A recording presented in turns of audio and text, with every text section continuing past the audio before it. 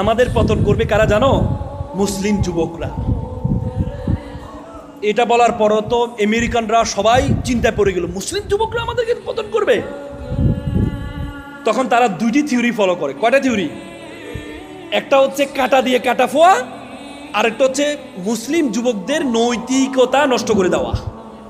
দুইটি জিনিস থিওরি অবলম্বন করে। প্রথম থিওরি, তারা মুসলিম রাষ্ট্রগুলো থেকে ইন্টারনেটকে অ্যাভেলেবল করে দিয়েছে।